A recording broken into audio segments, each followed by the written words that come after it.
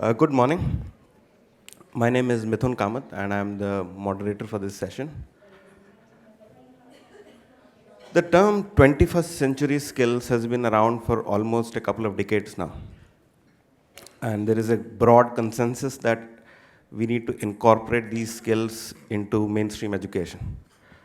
There is consensus in government, there is consensus in the private sector, as well as students increasingly realize that these skills are needed. But the detailed questions still remain. What are 21st century skills? How do we measure these? What is the status of their implementation currently in our education systems? Are there good models, innovative models that we could see from around the world that have incorporated these, and what are the results of these?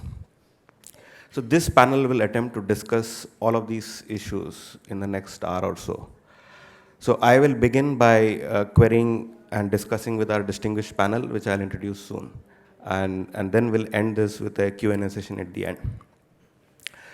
So first, let me welcome my panel members, starting from Honorable Albert, who is the Minister of TVET in Rwanda.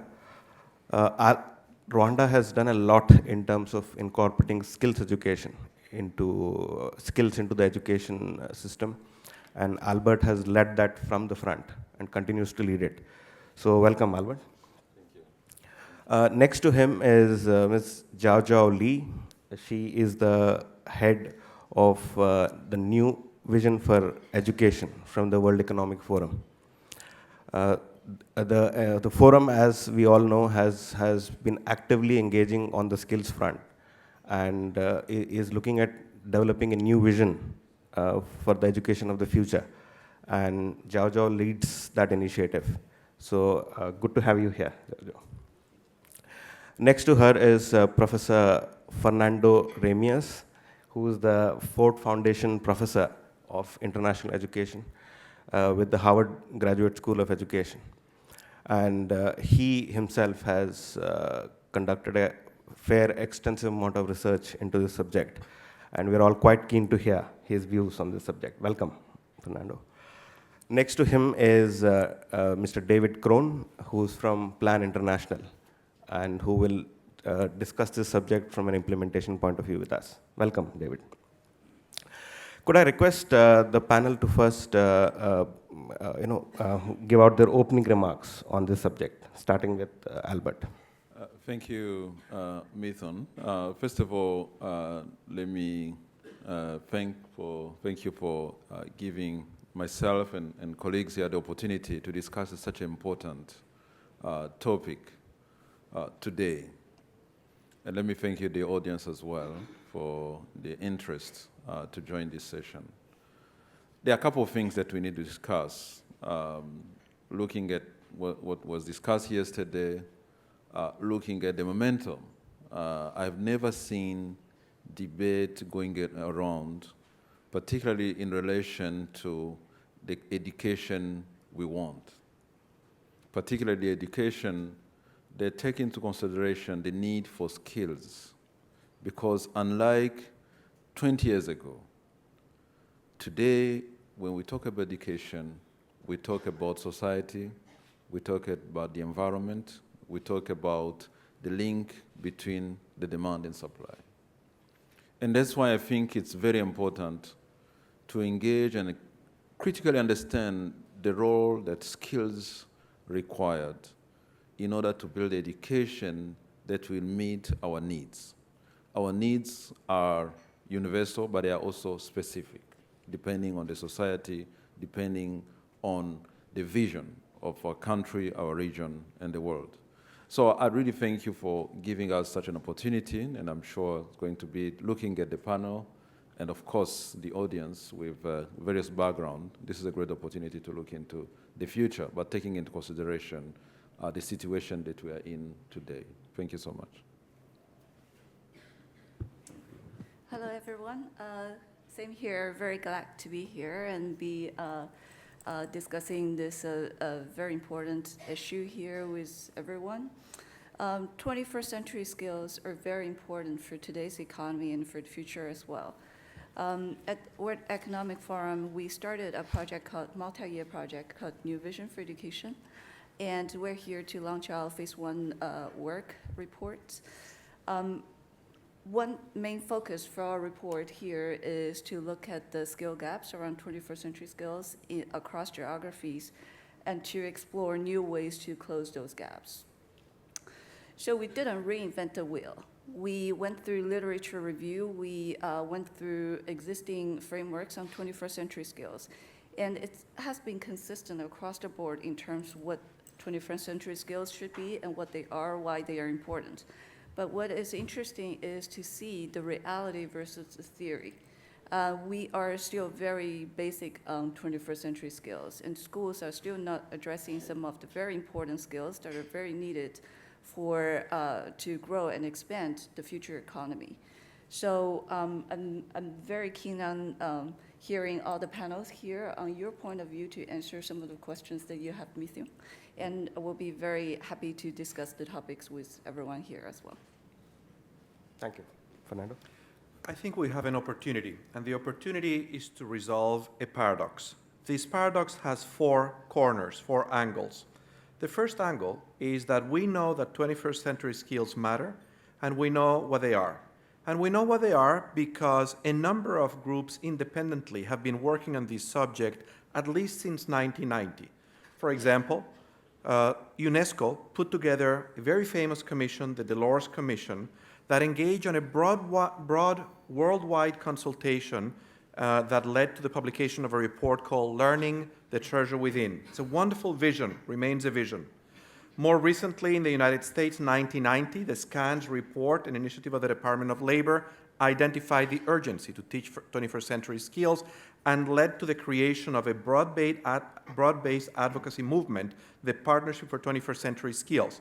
The OECD in the 1990s put together a task force, the GESF project, that talked about the skills that matter in the future. So corner 1, we know they matter, we know what they are. Corner 2, I was just blown away by the teachers that have been selected here for the prize. I was just at a panel where Steve Rees and Kieran B. Sherry were presenting what they're doing, and I said, this is 21st century education in practice. And the reason I'm encouraged by these finalists is because I think they represent something much deeper. The world has more than these 10 teachers who actually are engaging in 21st century practice. What I think is innovative about the work of this forum is that they have identified a mechanism to find those teachers. Now notice that none of them was selected because they were able to get their students to do marginally better on any standardized test that measures curriculum. They were all selected because they have a broad conception of what human talent is. They were able to engage their students in developing cognitively, in developing self-knowledge, and in developing social skills. So, as someone once said about pornography, we may not know how to measure 21st century education, but we surely can recognize it when we see it. And the fact that these teachers are here tell us that we have a method to find them. That's the second corner of the triangle. We don't need to invent the practice of 21st century education. It's happening, and we know where to find it. Corner 3, perhaps not every teacher around the world is engaged in 21st century education, so there may be a bit of a gap between what we know is important, what it is and how to do it, and what is happening in many schools. And the fourth corner of the quadrangle is that the global conversation about education continues to be about deficits, about what doesn't happen, about the crisis, when in fact in the global education movement, we have, since we first agreed that every child should be educated in 1947, when the right to education was included in the Universal Declaration, what is arguably one of the most remarkable transformations in human history. We turned a species that was largely unschooled into a species that has had a shared experience in every corner of the world in being inducted into these modern institutions that we call education. So how do we make sense of the fact that we know what we should be teaching, we know what the skills are, there are people who are doing it, most are not, and yet we keep talking about what doesn't work instead of celebrating what does? I think that is the challenge we need to solve. Again, thank you for the invitation. We value every opportunity to have young people's voices represented on platforms like this, and we're very grateful to GEMS for that. I think the tagline of this forum is about delivering on the promise, and I think the instrumentalization of education is incredibly important. Economies certainly need to be developed, and they need to be supported, and consumers need to be created. But I think, above all, MDG2 was a promise to young people to make sure that their potential and their ambitions could be fulfilled. And I actually think that whilst that's important, and whilst we need to consider the implications for business and we need to ensure that business flourishes, I think the former is highly conducive to the latter. And when I talk about educating all of the world's children, I do mean all of them. I mean children everywhere, whatever background they come from. And I think as we proceed in the discussions that will follow, I think we need to bear in mind it's imperative to ensure that we consider the social justice dimensions and that we view this primarily as a human rights issue. We need to think in terms of the long-term sustainability. We need to make sure that we level the playing field globally. Plan International and UNESCO in Latin America and the Caribbean has actually been working and collaborating in order to develop a new human rights-based concept of education quality, which recognizes that explicitly or implicitly within our education system, children aren't taught to question.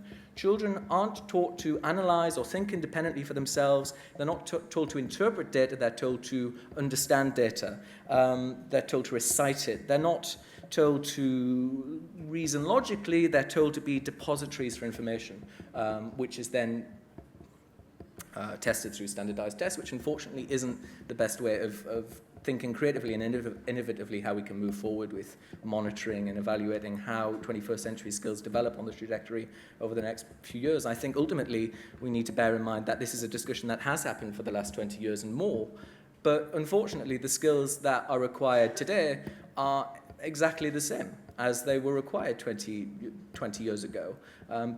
You can't do digital literacy, you can't do media literacy, you can't understand arguments fundamentally if you can't read. And unfortunately, far too many of the marginalized children in our society cannot read. So whilst I think we need to think about this in the economic dimension, we need to make sure that we're thinking about this in a business sense, we need to understand the human capital that 21st century skills and particularly global citizenship can help to foster. We also need to make sure that we recognize fundamentally that education, as you mentioned, is a human right. It's something that has been far too low down in the international agenda for far too long, and thankfully on platforms like this and through the Global Education First initiative, that's becoming more established on the global agenda. Thank you for that. Now, it's the term 21st century skills, and we're already well into the 21st century.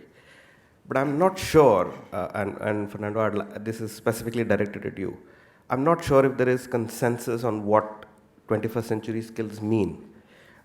In my own experience, skills has a different definition depending upon who you are asking. If you're asking youth, the definition of what is required is different to someone who is working in a company. So what are 21st century skills, and do they differ from country to country? So I spent a fair amount of time thinking about that because I lead a comparative research project that is looking at the actual practice of 21st century education in 6 major nations, in China, India, Singapore, the United States, Mexico, and Chile. And we think of these as the genome project of 21st century education. And we have examined national curricula in those countries. And we have drawn on the best evidence, the best scientific evidence on what they are. And to do that, we draw on a report produced by the National Research Council, recent report, authored by Hilton and Pellegrino, that identifies what is known today about the skills that most matter to individuals to live healthy lives, to live productive and fulfilling lives, to engage economically, and to engage as political actors and social actors. And to summarize that report, which any of you can find for free on the web, they classify those skills in 3 buckets.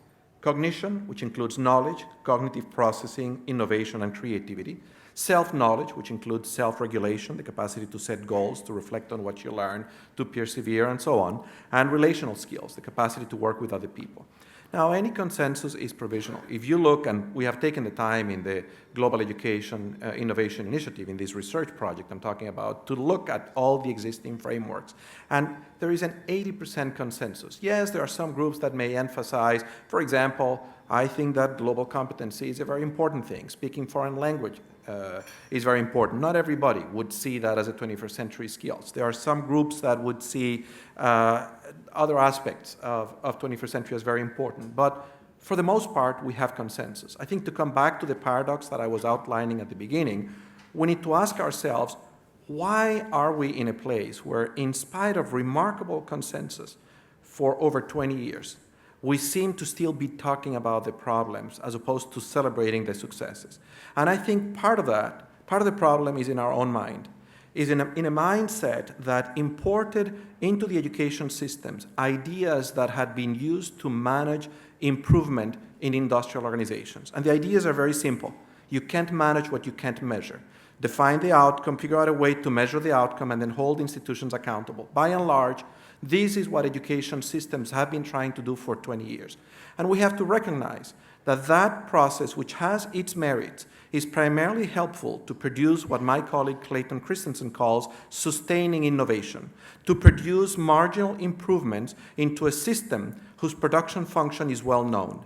But education is primarily about preparing people to function in a world that is changing. That is, it's primarily an adaptive challenge. It's primarily about inventing the kind of education that is going to help kids invent the future. And that kind of innovation, which Christensen calls disruptive innovation, has a lot more to do with what the group IDEO has been doing with some of us here, engaging people in an act of design and imagination of inventing, than it has to do with analyzing reality to death. Analyzing reality to death leads to contemplation and eventually to paralysis. And I think this difference between depending on analysis versus synthesis is partly what explains the fact that we're in this paradoxical position. It's not that we need to advocate for 21st century education. I don't think anybody in this room needs to be convinced that we need to shift the paradigm. But the way we're going to shift the paradigm is shifting our own mind and abandoning this dated mindset, which I would argue actually is very irrelevant to an innovation economy, that the way you manage organizations is the way we used to manage factories that mass produce goods and services. And moving to a paradigm that says, how do we begin imagining what we need and what do we need to do to create it, to design it, to invent this new set of products? We know how to do this. This is how the iPhone that you carry in your pockets was invented. It was not invented by analyzing the old iPhones to death and breaking them into little pieces. This is what we need to do, and we know how to do it in other sectors. Now, in terms of what are some of the basic principles of the pedagogies that work, I think they've been well illustrated in this conference. Design thinking as something that can be taught in schools.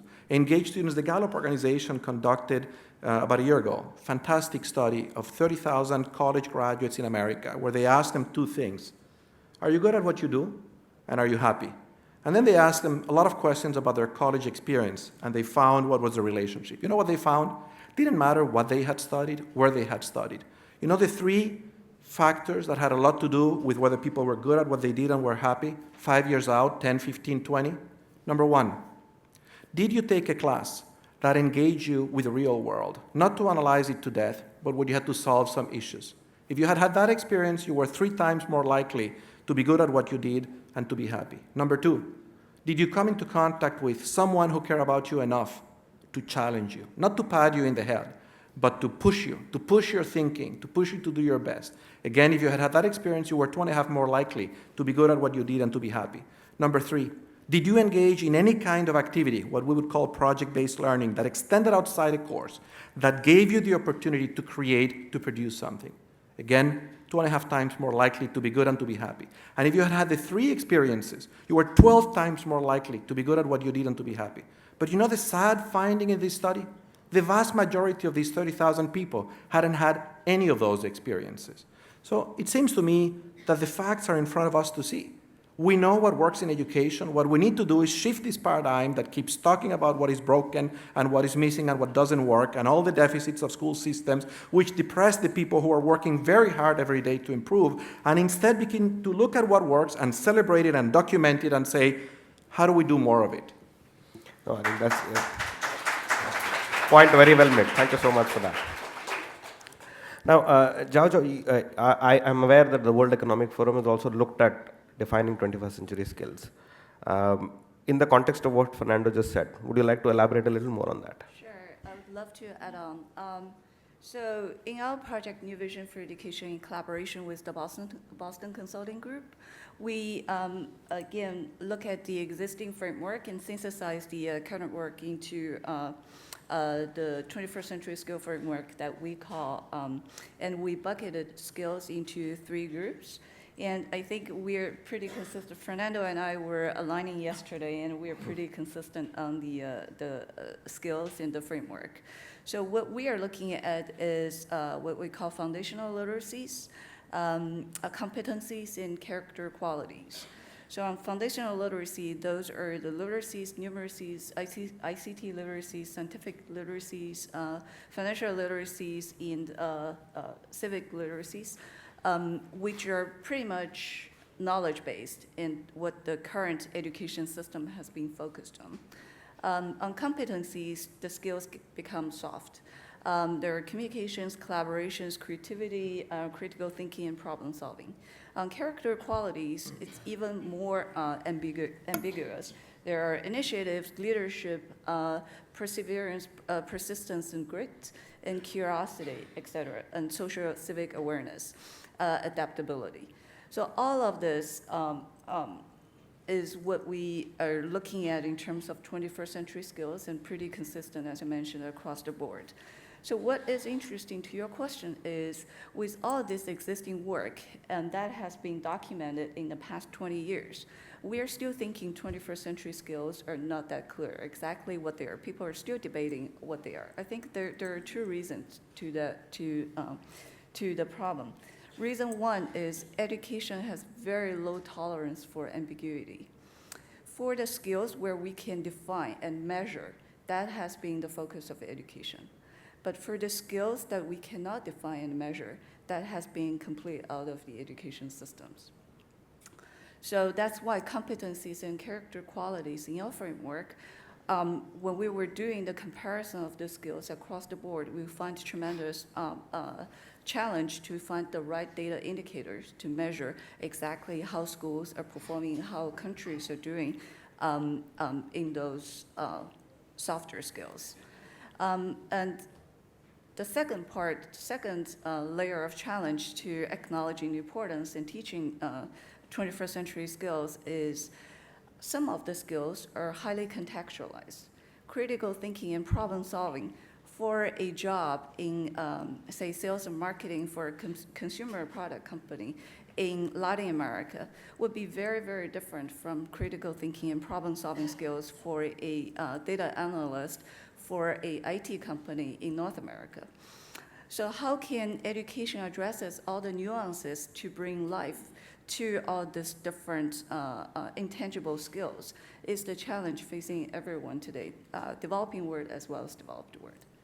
Thank you so much for that. I think you've raised 2 critical issues following on from what Fernando said.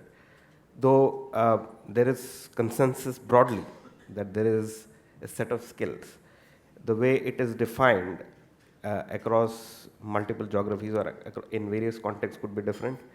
And I think your point about education not being ambiguous, being extremely clear, requires that 21st century skills at some level be clearly defined. So Albert, you lead skills development for a developing country. And from what Fernando and Jiaojiao just said, does it directly apply to you, or would you like to look at it from your context in Rwanda? Thank you. Indeed, there are very important points that are being made here that I, as a policymaker, has to definitely to take into consideration. As I said in my introduction, talking about education on skills, there are 2 layers that we need to consider. One is really the universality of it. It's very important, and some of the points that I'm making actually align to this. And then there are some specificities you need to take into consideration. The first and most critical thing that we're getting from here is education, and particularly skills that we are talking about today, are different from the way we defined 20 years ago. because the context is different. We are now moving towards interconnectivity, multicultural, environmental issues, and all this. So it's very important to take that into consideration as we design the skills, education and skills of today. But again, as a policymaker, the issue is always how you balance the key principles that we need to consider from the access point of view to quality and relevance. Those are really critical issues that we deal on a day-to-day basis. And that's why I feel in a gathering of this kind, it's so important to reflect on some of the achievements. As exactly what Fernando was suggesting, we cannot keep raising problems. Let's see what has worked elsewhere and see how we can adapt it into our context. I think that's a very important point that I'm taking here. The second, we're also living in a technological, arena where we need to try as much as possible, as other countries have done, the use of technology, the use of instructional technology to raise both access and quality of education. And that's something that crosses any of the culture, any of the country. I think that's something really very, very critical. And lastly, the aspect, as I said, linking the demand and supply. Again, as we're talking today, we cannot talk about education because we're talking about employment, because we're talking about empowerment of people, being women or the segment of the society. And we talk about inclusion. So all those are, at the policy level, some of the critical issues that we need to consider as you engage with researchers. How do you turn this into something that you can sell, that can allow you to advance economically and socially? This is how we approach it. Thank you. So, so Albert, you are saying that there is, from what Fernando and Jiaojiao said, that is important, but still there is a need to contextualize. Sure. So I'm seeing that there could be a generic set of skills which are perhaps important, but then you will need to look at local economies like the demand and supply that you just mentioned, Sure. and look at what it needs to be added from Sure. that perspective. Sure. Now, David, you earlier on mentioned that in most cases, even reading and writing is a challenge. So, how would you look at that and that as an issue in the context of this discussion?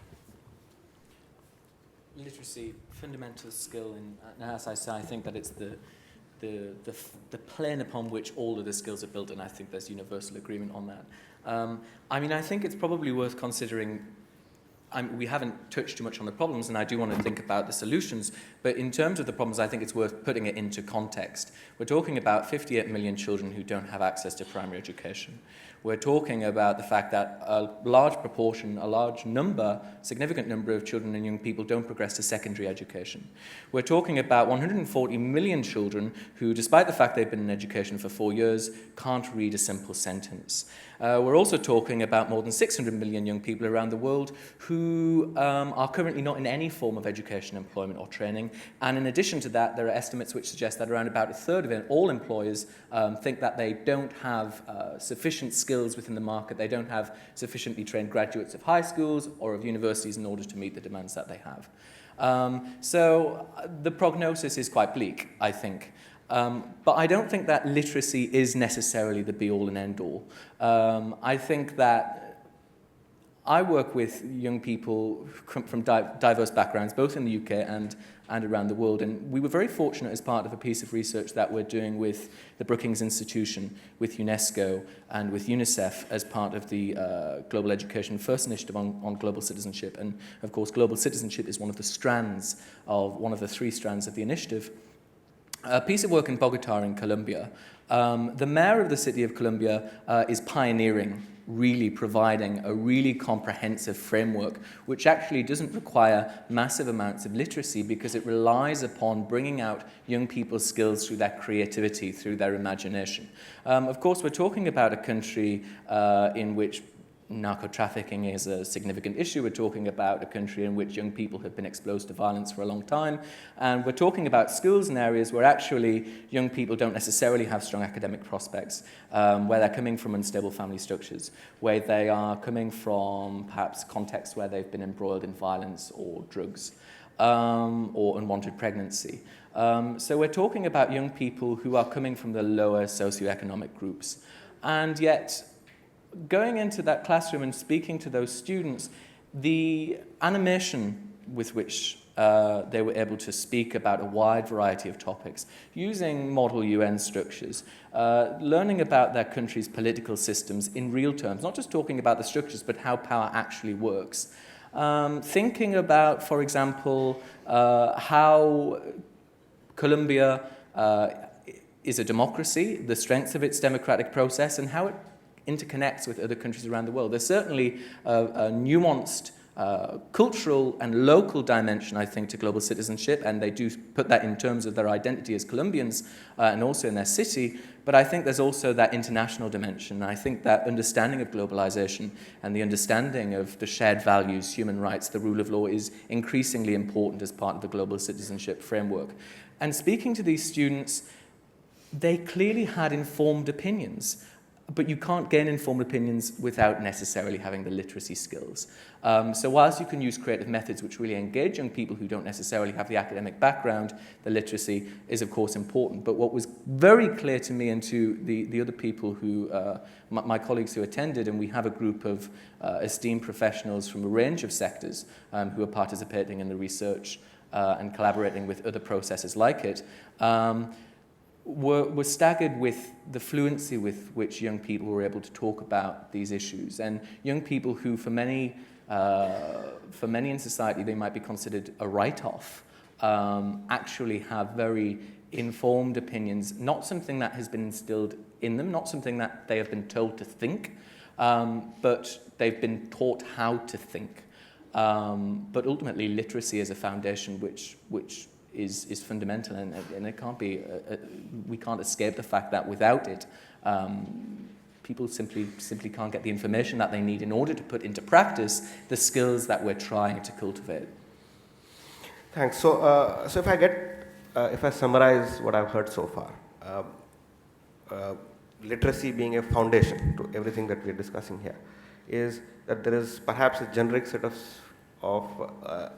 don't get me wrong on the generic term, but a common set of skills that are necessary to be incorporated in education, while we also have to consider what a local context is, like all of you mentioned. Look at the demand and supply, look at your local nuances, and accordingly add to that portfolio of what 21st century skills would mean in the context of a country. Now, how do we measure these? Now, I know there are quite a few metrics around the world, like PISA and whatever, but are they demonstrative of 21st century skills? Or are there examples of where such a system exists to measure these skills? Jiaojiao, start with you.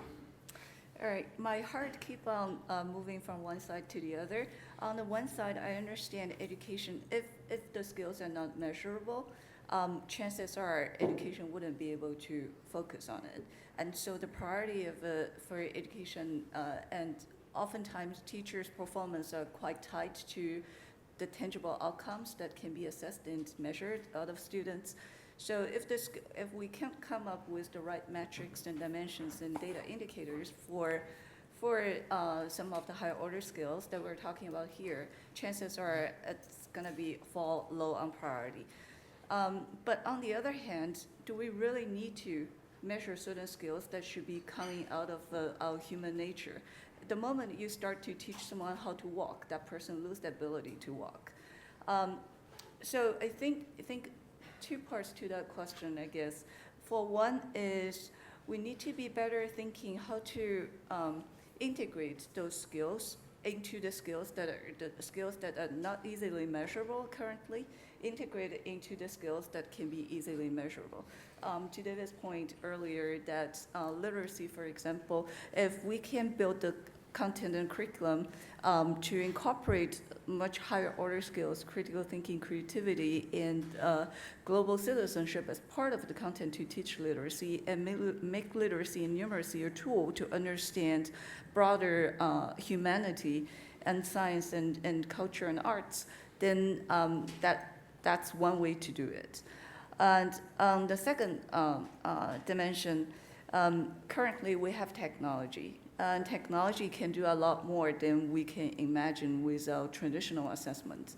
So where innovations needs to come to play is, can we have investors? Can we have entrepreneurs? Can we have social enterprises in civil societies all come together, and policymakers as well, to come up with a solution to leverage technology to understand the data we will be able to track, manage, and analyze around some of the skills and better understand students' strengths and weaknesses beyond what foundational literacy's measurements can tell.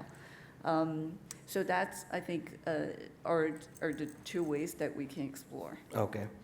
So, your suggestion is that we should, whatever is measurable should anyway get measured, while there are some that you may not be able to clearly measure because it's fundamental to who you are and, as a human being. Now, Fernando, when companies look at recruitment, for example, okay, they tend to try to look at the person from both angles. One, what he knows or what skills he carries, and plus who he is. And there are a set of tools which have been around for quite some time, psychometrics and so on, which measures such things. Now, do you think those kind of metrics, which the labor market uses quite extensively, needs to be brought in somewhere? So let me say a word about measuring. The first thing is that measurement is helpful, but any measurement samples pieces of reality and is therefore provides a limited representation of reality. I don't think we should drive change with measurement. We should drive change with a vision of what the end goal is, with a clear vision, and then strive to develop measurements that can help us identify, are we on the right course? Let me give you an example. People used to believe 100 years ago that intelligence was one thing, one factor. And there were scores of people who spent their lives trying to measure factor G. My colleague Howard Gardner put forth 20 years ago a most transformative and powerful notion that said there is no one factor G, there are multiple dimensions. Intelligence is multidimensional. We do not have today measurements as we had of factor G of all these dimensions, and yet I would argue that the power of Howard Gardner's theory of multiple intelligences has a tremendous heuristic influence in the practice of education. So I use that as an example to show that every measurement is limited and also can be perfected over time. For example, to talk about literacy. We have been trying to measure literacy skills for about 80 years. And that's why we have quite good measurements today. Because those measurements have advanced, as has our notion of what literacy is. We understand today that early literacy has 3 dimensions. We didn't always think that way. One is the capacity to decode, second is the capacity to understand, and third is the capacity to love to read. And any good measurement is going to have to incorporate the 3. If you only measure decoding skills and you use that to drive instruction, you will end up producing very poor readers. Yes. If any uninformed leader thought, I'm going to drive my literacy program by hanging on to a tool that measures decoding, and by creating incentives so that kids can read more words per minute, and they don't pay attention that in their country there are some teachers who beat their children as a matter of disciplining them, and where the emotional climate in the school is toxic, you may produce kids who can read a lot of words per minute in the short term, but I can assure you, those kids are going to leave that school, first mentally and then physically, as soon as they have a choice over the matter. And this happens in some schools around the world. So this is to say that the reason, for example, PISA has made a big contribution to the measurement of 3 competencies. We should remember it's only 3 competencies. Yeah. Literacy, mathematics, and science. Is because they took what we knew about literacy And they build a measurement of literacy, which is about what should a 15-year-old, how should they be able to read and interpret text to function in an open society, in an open democratic society, and in a knowledge-based economy. That's why most kids around the world do not pass level 1 in the countries that are measured. And is that progress? Absolutely, it is progress over the time when we used to measure literacy as the coding skill. Now, with regards to the 21st century competencies that we're talking about, we have many more measurements that are than we use today. We know a lot about how to measure some dimensions of competency, and based on what we know, we can construct even better instruments. Let me give you an example. For the last 60 years, a cross-national research project called the World Values Survey, led primarily by political scientists and sociologists, has been measuring a series of human competencies that have to do with how we relate to one another. For example, they will ask, how would you feel about having a neighbor of a different race? How would you feel about having a neighbor of a different religion? How would you feel about having a neighbor of a different sexual orientation? Do you think that women make as good CEOs as men? Do you think women have a right to vote? Do you think that where jobs are scarce, women should have a right to them?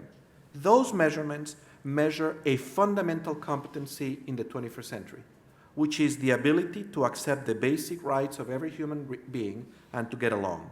And I would argue we should measure those things, because if we did, some of the very countries that do very well in the PISA scores would show that they don't do so well. And that a nation like Germany today, with a high influx of immigrants, primarily from Turkish, has a percentage of the population that have a very hard time accepting the basic rights of those kids is a problem for the stability of that society and for the rest of the world. And we should get a handle on those issues, and we should use that information to improve the education system. I am delighted that there is an existing and growing movement emphasizing the importance of social-emotional development in schools, again, components of 21st century skills. And there are good metrics of social-emotional development that are largely underutilized on scale. So on measurement, to summarize, number one, we shouldn't drive reform with measurement, and we shouldn't sit on our hands until we have perfect measurements, because no educational effort or reform began with measurement. It began with a clear idea of what the end goal was, and measurement came later. Yes. Number two, measurement improves over time. As soon as you measure something, the critics are going to come and say, you missed this, you missed that. Fine. And this is the kind of scholarly dialogue and dialogue of people who are trying to improve the world that helps us improve the instruments that we have. And number three, we should be measuring a lot more than we are at present, and we have the instruments to begin to do that. Just to summarize, I had the opportunity to do an evaluation of an entrepreneurship education program implemented in 13 countries in the Middle East, junior achievement implemented by INJAS. I did an experimental study of the impact of INJAS in 6 countries in the Middle East. I developed measurements where I didn't invent the measurements. I drew on things that existed to measure things. For example, we asked the kids, do you believe that you can achieve your goals in your future? These measures the construct called self-efficacy. Do you believe that women make as good business leaders as men? Measures gender equity. With that instrument that we tested, we pilot tested it and we used it, we're able to find that a relatively simple experience, a 13-week experience where kids learned to create a business, shifted, moved the needle for many of these youths, much more than I would have imagined. So this is all to say that it is possible to measure, it is helpful to measure. We should not sit in our hands until we have the measurements. What we need is, above all, clear thinking about what we're trying to do with education and taking stock of what exists already and building on it.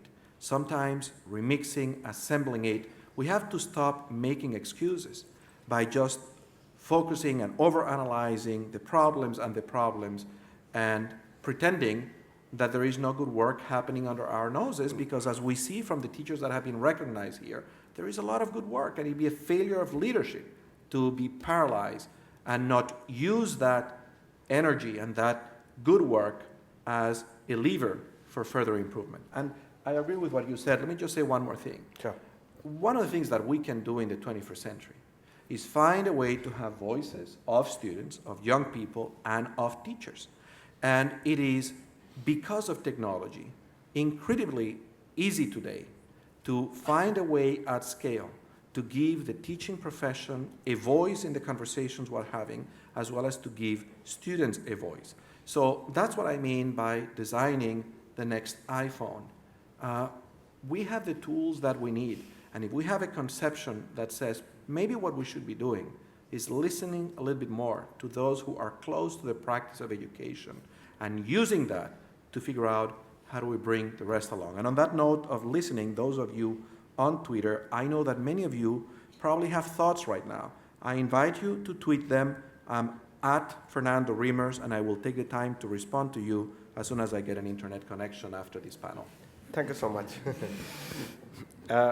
Albert, in the context of what was just being said, do policymakers oversimplify the way they measure education by simply measuring pass rates? I know in most countries, whenever the metric or secondary school marks are out, and that's the big debate in the newspapers about how many people have passed, how many people have failed. Is it an oversimplification of what education has to deliver? It's a very complex question, and you can see the answers that you're getting from the panel. And indeed, again, policymakers, our major perspective is really to make sure that we embed quality as part of education. It's so important, and there are a number of debates going on. And from what Fernando was saying, I think to simplify our life was saying, let's get minimum quality standards. And when we argue, what is minimum quality standards? What are the standards? Are those standards specific? Are they universal? So that's really one of the debates that is happening. Yes. That we really need to consider. But the point that I'm getting from here, which I think is so important, is we should not get measurement as a primary goal for education. That will be very difficult. It will make things very complex. Let's get to the point. Let's all agree that at some point we need to improve measurement tools. It's a progressive work, but there are so many things that we need to do before that, particularly in relation to even measuring the expectation from the society itself. As far as education is concerned, it's important. It may vary, but it's very important that we take that into consideration. The second part, more related to skills, which indeed may be a challenge, is as we link education and the world of work. Again, let's see the feedback that you get from those who expect to hire these young people that go to education. I think that's also very important. There are some perceptions that may come up, but more importantly, there is something that we get by hearing those ones that are employing these young people to tell and to show that there are some changes that we can make in our education. So that's basically what we're going to do. Yeah, sure. Just belaboring this a little more. I think the point here is that yes, measurement should not drive education. Mm-hmm. Vision should drive education. So that's understood well. But still, there needs to be a mechanism to measure.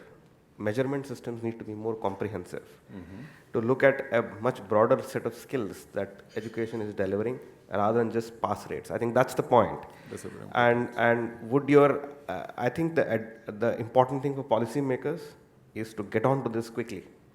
And because the labor market is already doing it.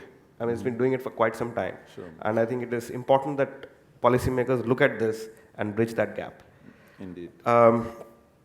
David, in your experience, have you seen how implementation models around this? The issue is of scale. There are limited, smaller initiatives which look at building such skills in youth, largely led by the private sector or by other philanthropists, etc. But have you seen large-scale initiatives which incorporate such kind of skills into education, measure them well, connect them to the labor market? Have you seen such initiatives anywhere in the world? And what's been the success of that? I think I can speak probably more personally from my own perspective as a student in the UK.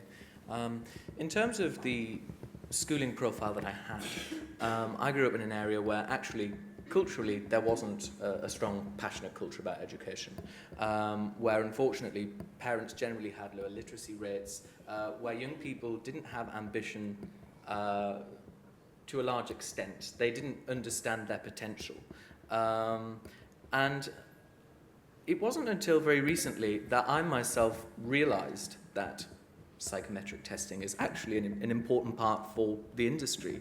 And I think that there's a significant gap depending upon the educational culture of your community, and I imagine this stands true both in the UK and internationally, about what you think your future career prospects are, what trajectory you have, thinking about how you can get there, and then also thinking specifically about which skills are demanded. Unfortunately, the unfortunate truth is that I, to a large extent, I think had to calculate how to think myself. And I think that my education now is certainly contributing to that, but I think especially in the UK, educational institutions at the secondary level are under so much pressure to demonstrate results that actually it can be counterintuitive, because those schools which are located in areas where there is a lack of an educational culture, it simply isn't taken into consideration. And unfortunately, there are benchmarks that need to be set. It also doesn't help when the government is changing the benchmarks as frequently as the UK government has previously. To the point that actually not only do you often find schools having to teach to the test as a reality, and therefore bypassing the need to teach and help young people to understand how to think, but they're also in a stage where they are effectively just making sure that those benchmarks are met. And it doesn't matter which qualifications you take, it doesn't matter which subjects you take, it doesn't matter how practical those skills are, as long as the benchmarks are met. Having said that, I was educated by people who were clearly very passionate about their field, who clearly had an enormous passion for ensuring that the young people that they taught could realise their potential. But unfortunately, there are factors in the community that I think that the government in the UK hasn't taken sufficient consideration of, and there isn't enough support to ensure that there is upward social mobility of young people who come from those backgrounds. In the international context, I think that by contrast to the other members of the panel, can't provide as valuable or even a remotely valuable insight as the other members of the panel can. What I can say, and I would say, is in terms of measurement and what you mentioned about global citizenship, it is at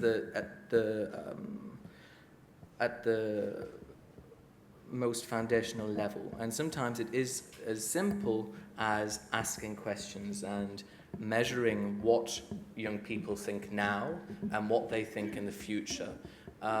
Particularly, and I think one of the most important points that has been made so far is about this idea of the punishment and the chastisement in schools. I mean, I think if you look at the idea of conflict, and this stands for Colombia, but this also stands more internationally, if you look at the countries where the majority of children are out of primary and secondary education, it's overwhelmingly in those areas that are affected by conflict. You're talking about Pakistan, you're talking about South Sudan, you're talking about Nigeria, Somalia, around the world. And unfortunately, not enough is being done and not enough is being invested in ensuring that those students are safe on their way to school, in school. And unfortunately, I think what people often forget is that when you have tolerance, I think that largely leads to people being more peaceful. I think peacefulness leads to greater prosperity. And I think that prosperity is what will make the societies that we're talking about competitive and will make young people competitive. I think that emotional intelligence is something that can be quite intuitive, but unfortunately too many young people that I grew up around have ambition to an extent, but they don't see how they can have the long-term view. Now that I'm surrounded by young people who from a much younger age have been thinking about their career trajectory for a long time, I'm starting only to just catch up. I've been recently saying, and this might strike people in the room as being rather flippant, I've been talking in the last couple of days about having a premature midlife crisis. And I say that because I've only just now realized that actually I need to start thinking about my graduate prospects. And that's something that I've never been trained to think about. That's not something that I've ever been... I've gained the skills, I think I've gained the competencies in terms of critical thinking to a large extent, and my education now is pushing me and interrogating me in that respect. But then at the same time, I think I'm now surrounded by people who are just as or more qualified, who possess all of those competencies, who have a path planned out, they understand what the industry wants, and they understand how they can demonstrate the skills. So I've been thinking a lot about that personally. And I think what must be done fundamentally is making sure that young people in all sectors of society, but also at the lowest socioeconomic levels, recognize the skills that that's going to be demanded in the future, recognize the skills that they need to start developing from the youngest possible age. The education system can help them with that. And I know that we're talking, and I did talk in the Colombian example, about very vigorous systems and very creative and innovative methods intellectually, which stimulates people, in their intellectual creativity and their intellectual flexibility. But at the same time, I think it must be remembered that play is also an incredibly important aspect, particularly for younger children. I would say that, whilst I'm talking about thinking about my graduate prospects, at the same time, children are children, and they need to have the right to be so. And they don't need to be thinking about that too early. One of the questions that was originally sent out for this panel is, to what extent should the education environment reflect the workplace? I can see the benefits of that. At the same time, I recognize that actually children have rights, and to be perfectly honest, we recognize that when you look at the emotional aspects, when you look at the citizenship aspects, when you look about emotional intelligence, creativity, intellectual flexibility, children using their intuition, that can be just as valuable as thinking about your long-term prospects. So I think there's a balance to be struck, and I think helping young people to understand that balance at a younger age is the best policy that we can promote. And I'm sorry that I couldn't answer that from the international perspective, but I think that there are other people who could probably do that. No, you're making a good point. Thanks so much. Could I use perfectly, just yeah, I'm sure. a short comment inspired sure. by what you said, Yeah. drawing on the great Oxford philosopher John Lennon. Life is what happens when we're busy making other plans. So don't agonize too much about having well laid out plans. I'm sure you'll do quite all right. Yeah, we're running a little short on time, so I would request the rest of the panel to make I think what we really want to hear is examples of where skills have been incorporated and what's been the success. At least a few good examples so that the audience can take away ideas from there. Quick points from each one of you, please. Yeah. Starting with you. Yeah. So I started talking about the paradox, 4 angles. I suggested the reason we have this paradox is because we are stuck in a management mode that says you can't manage what you can't measure, and that leads us into a permanent loop of technical improvement and prevents us from producing the kind of disruptive innovation we need to produce a 21st century education. What can break the paradigm? 3 things. Number 1, we have to generalize what is now known as a discipline called the study of positive deviance. The 10 teachers that we have here, the theory is very simple. The theory of positive deviance says any social problem has been solved by somebody somewhere. We need to find it and understand why they were able to solve it and figure out a way to translate that somewhere else. Absolutely. The 10 teachers we have seen, the process to select them is a process to identify positive deviance. There are many more. But if we did more of that, I think that would help us engage in the kind of design thinking we need about producing disruptive innovation. Number 2, we need to draw on modern tools of technology to engage many more actors than have been the case in the past on the conversation about global education. I mean, students and teachers. You might think about for a moment about Wikipedia. Wikipedia is the most powerful tool to generate collective intelligence. And who would have thought that this little tool was going to replace encyclopedias, basically a tool that makes it possible to engage a very large community in a process, in a collaborative process of codifying what we know about any subject. Now, why couldn't we do that by the practice of 21st century education? Doesn't mean just text. Why couldn't we imagine using a platform that help us, that be a much more robust process than this competition process to find good practice of 21st century education?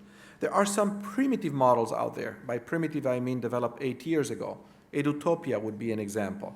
Created by the George Lucas Foundation, they said, let's find good examples of how to do socio-emotional development. We can do Edutopia 3.0 today with the technologies that exist.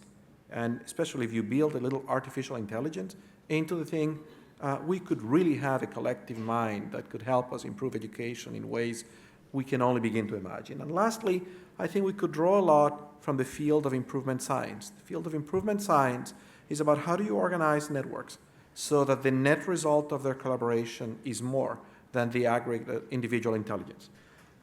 This has been very successfully applied in science. My colleague Don Berwick, who's a member of the faculty of the medical school, 10 years ago got together 100 directors of hospitals, and he said, we have a problem. We have a lot of patients who die in hospital because of malpractice. Let's solve that. And the way we're going to solve it is we're going to commit in 5 years to cutting those death rates in half. And I don't know what we're going to have to implement, but I have a sense of the process we need to orchestrate to do that. And the process was very simple.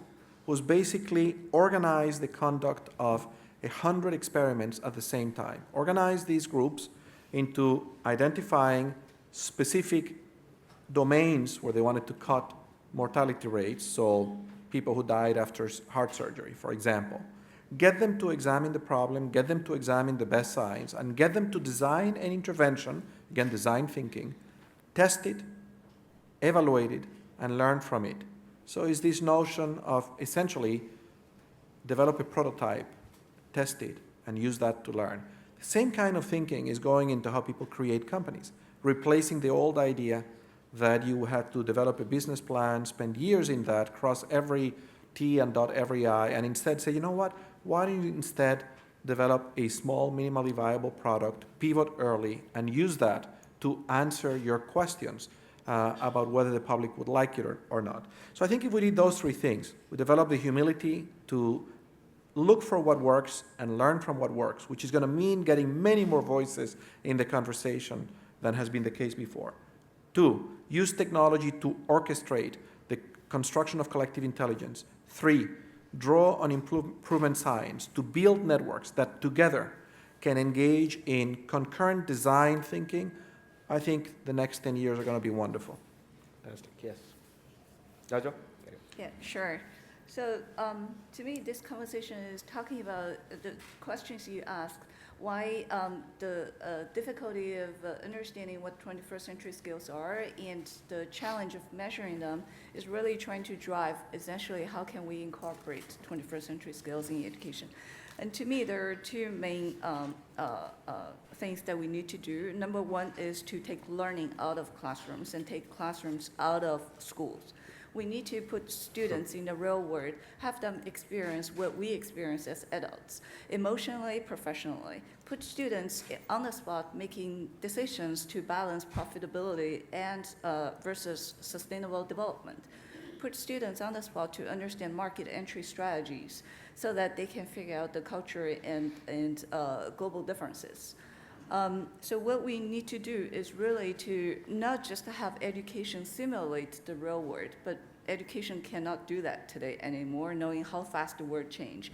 We really need to connect education to the real world and make the real world the education classroom for students. And also we need to have students realize learning is fun. Learning is not about reading and following and doing math. Learning is really create. Learning is about imagination and to see things that they cannot see physically. So if we can inspire children to think and imagine, that is where 21st century skills come into play. And the second thing that we should do is to leverage, in order to teach 21st century skills, we really need 21st century tools. When I was growing up in China, the blackboard in front of the classroom is the only place where I should see, I should watch to learn math, to learn language, to learn science, everything. But today, if we are still anchoring our students' eyes on that blackboard, we're missing out the vast efficiency that has been created through the technology innovations in our communities and around the world. So technology in our work, we realize a lot of the technology innovations are still focused on foundational literacies, but that's totally fine. Because if we can leverage technology to learn the foundational literacies faster, better, more effectively, then that's going to save teachers a lot of time to teach, and that's going to save students a lot of time to learn those foundations. And then the saved time would be used on developing higher order skills, will allow students to experience a different set of skills that they otherwise wouldn't be able to. So those are the main two recommendations. Thank you so much. Albert, quick point. Thank you. Thank you. There are a couple of things, actually drawing from what my colleagues here are saying. And this is really in relation to what is happening in Africa in general, particularly in sub-Saharan Africa. I think one of the major challenges that we need to address, if we want to look beyond and we focus on the skills that we want, as I initiated saying, the question is, how do you adopt the globalization to inform the specificities of challenges and issues that we have on our societies? I think that's really one of the major challenges that we have, and particularly in the context of Africa. And this is actually in relation to one of the issues that you see in many of our countries, where you find ourselves teaching chemistry, teaching biology, but not contextualizing to address our own issues, our own problems. So that's really something that I feel in another few years to come, Africa needs to do.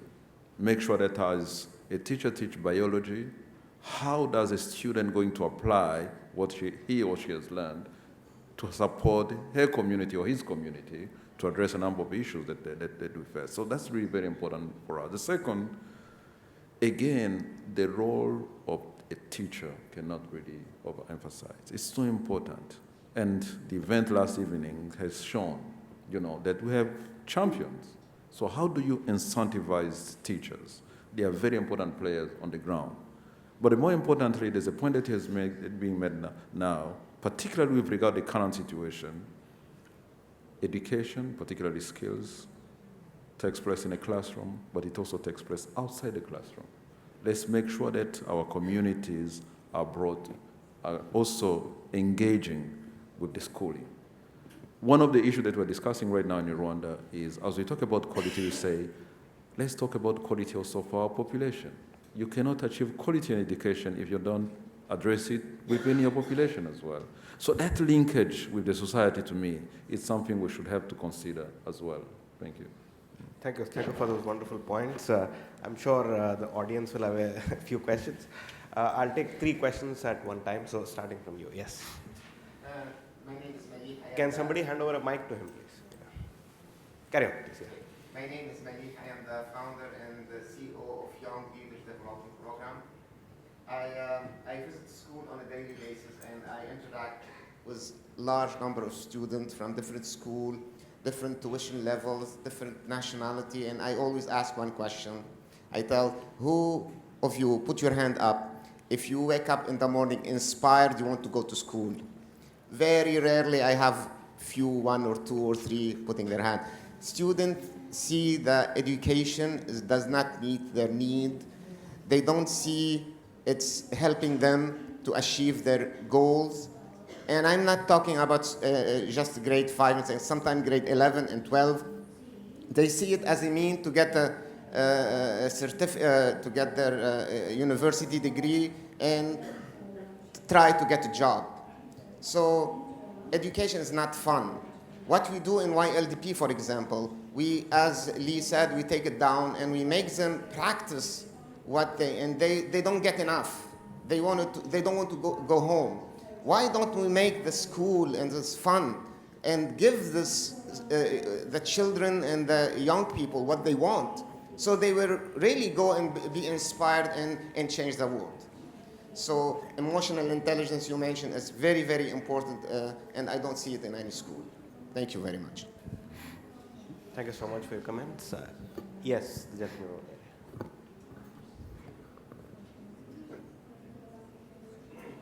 It's here.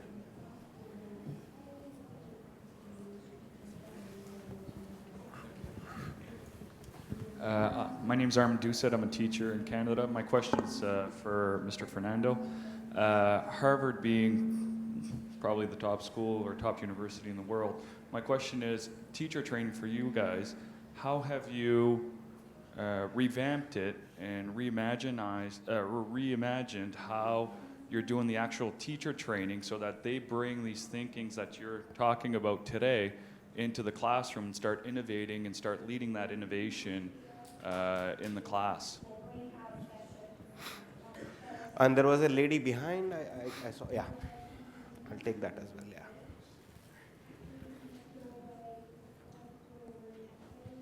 Jane Rexworthy from People First.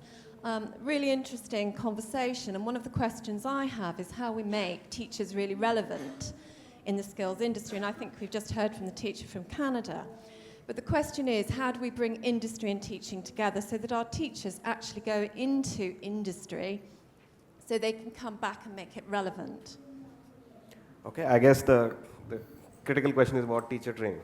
Fernando, the question is pointed at you. I'll tell you what Harvard has done recently to change pedagogy within the university, more broadly than teacher education.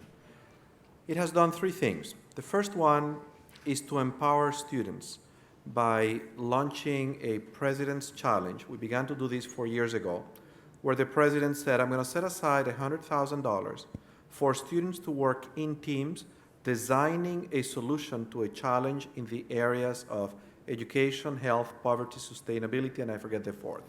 And that simple exercise that is repeated every year has had the effect of transforming the way many of us teach.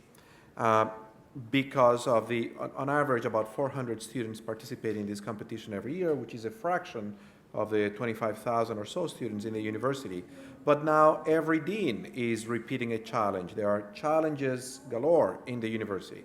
And what this does, remember the Gallup study, is it has provided students a context to work on a project that they care about, to find a solution. And the only condition is this cannot be driven by a faculty member. It has to be driven by students. They're welcome to involve their faculty if they wish, in whatever way they wish to do it. But it has changed the students in the classroom and therefore the way we teach. Concurrent with that, we have created an innovation center, the Harvard Innovation Center. You can find about it, which is basically a space for students to come and work in teams and with each other on these challenges and other similar projects. So I teach a course on education innovation. I teach it at the Harvard iLab. Why do I teach it there? Because my students walk out of that class. And when I say I teach, it doesn't mean I lecture. I'm in a place where we spend 3 hours every week and we rotate different pedagogies during the 3 hours. And then the students move seamlessly to that iLab. And many of the product of that class is a company or an organization that students have to create that they go on and launch into the world. To give you an idea, one of my graduates last year created a company to promote 21st century education in India through games, curating traditional games and designing new ones so that during their free time, students would use these games to promote, just an example. Second thing, the third thing that the university has done to change the way we teach is to launch an initiative called the Harvard Innovation in Learning and Teaching, Harvard Initiative in Learning and Teaching, that basically does two things. One, identifies good practice, looks for these positive deviants, and showcases them to the rest of the faculty. And then B, supports people who want to do something a little bit out of the box and who may need some graduate students to help you do it, someone with expertise in technology. Now, it's interesting that these three levers of change, the one thing the president did not do was to convene all the faculty in a room and to lecture to them about the importance of 21st century skills or about the Gallup study, because if she had done that, we probably all would have left and rolled up our eyes. Instead, what she did was to look for levers of change that involve largely giving more voice to students and drawing on the people who are already doing good work and sharing that with others. As to innovations with regards to teacher education, we have a new program on teacher education in the school that we're just designing. You should keep your eyes out for it, but it's not been designed. And prior to that, we've had a small master's program, but within the School of Education, which is a small school in the university, we do many more things in addition to teacher education. We're largely about educating leaders and innovators. Thank you so much. We are unfortunately out of time. Let me take this opportunity to thank the panel. I think the answers have been pretty practical, and lots of ideas have come from there. Thank you so much, each one of you, for that discussion. Thank you so much for attending. Yeah.